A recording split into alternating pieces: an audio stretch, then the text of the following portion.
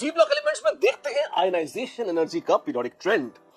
First transition series 3D series देखेंगे, across the period चल रहे हैं, तो रफली मोटे मोटे तौर पर आप कह सकते हैं आयनाइजेशन एनर्जी बढ़ जाती है क्योंकि इफेक्टिव न्यूक्लियर चार्ज बढ़ जाता है।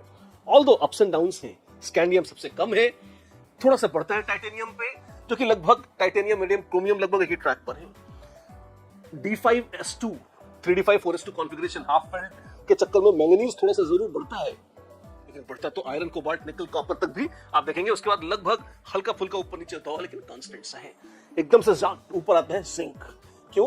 3D10 4S2 fully filled D subshell के चलते जिंक सबसे हाई है, शुरुआत वाला स्कैंडियम सबसे लल्लू, और एबनॉर्मल है आयरन, न कि मैंगनीज, जो कि बीच में मतलब second highest ionization energy first transition series है डी ब्लॉक में रख रहा है। इतना ही ध्यान रखें, काफी है। चाहे तो सेकंड और थर्ड को भी देखें, बड़े विचित्र हैं। सेकंड ज्यादा एक्सप्लेनेबल है। क्यों? आप देखिए जो रेड कलर का है, यट्रियम, जिरकोनियम, फिर कंसिस्टेंटली थोड़ा बहुत इसी, लेकिन नायोबियम, मॉलिब्डेनम, टेक्नीशियम, रुथीनियम, रोडियम बढ़ रहा है।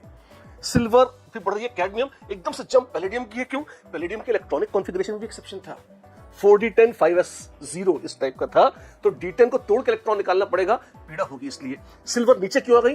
वो भी तो D10 थी, पर आयनाइजेशन में D10 तोड़ना नहीं पड़ेगा सिल्वर में। सिल्वर है 4D10 5S1, तो 5S1 निकल जाए।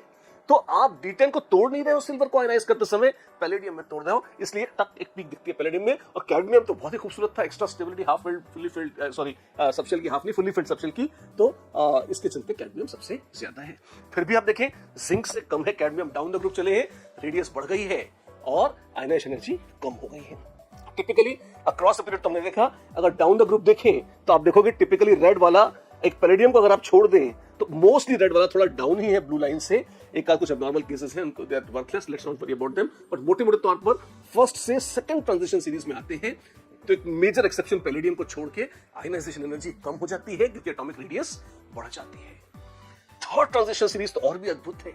लेंथेनाइट कॉन्ट्रैक्शन के चलते आप देखेंगे रेडियस सेकंड ट्रांजिशन सीरीज के आसपास है, लेकिन इफेक्टिव न्यूक्लियर चार्ज बहुत बढ़ चुका है। F सबशेल में इलेक्ट्रॉन्स आ चुके हैं लेंथेनाइट कॉन्ट्रैक्शन के चलते। आप देखें तो अब आप ये देखिए आयनाइजेशन एनर्जी टिपिकल ट्रेंड है कि लेंथेनम खुद तो डाउन द ग्रुप रेडियस बढ़ गई, आयनाइजेशन एनर्जी कम हो गई, लेकिन उसके बाद अगर आप देखेंगे तो जितने भी लेंथेनाइट्स हैं थर्ड ट्रांजिशन सीरीज की typically on an average ionization energy first या सेकंड वालों से ज्यादा ही होगी। तो सबसे ज्यादा ionization energy third transition series की, उसके बाद फर्स्ट की, और सबसे कम सेकंड के। आमतौर पर यह ट्रेंड है जो आपको पता होना चाहिए, एक्सेप्शंस भी हैं उसके, माथा खपाने की जरूरत नहीं है, मोटा मोटा ट्रेंड आपको आना चाहिए, व्हिच इज द बेस्ट।